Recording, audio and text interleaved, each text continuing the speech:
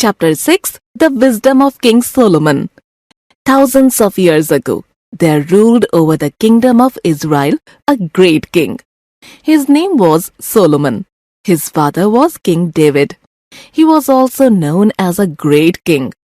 King David had 17 sons. Solomon was the youngest. When the king fell seriously ill, Solomon was only 12 years old. As it was always happens, his palace became the center of intrigues. Each of the older sons was a claimant to the throne.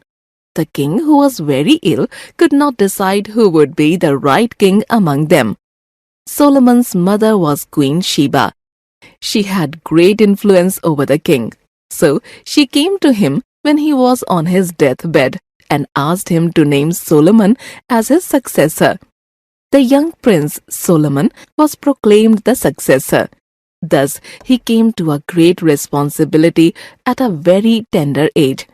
As expected, he had many enemies in the palace and the court. A plot was hatched to murder him, but he escaped. Solomon was very sad after the incident.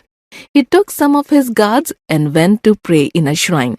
The shrine was outside the city on a small hill. He stayed there overnight. He slept on rough stones. That night he had a dream. God appeared to him and said, "Ask for any boon." The king thought for a while and said, "Give me wisdom and discern between the right and the wrong. Give me an understanding heart so that I may know my people." The king woke up feeling a lightness of heart. All his sorrows had gone. As he prepared to leave the hill, he heard the blades of grass whispering to each other. He heard the birds and understood them.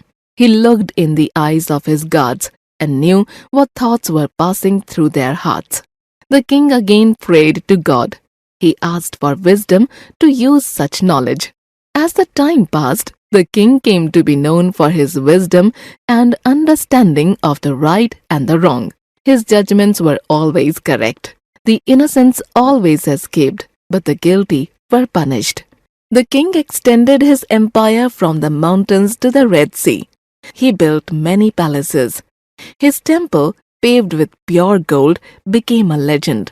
He built many more temples and shrines. He was known for his wisdom everywhere.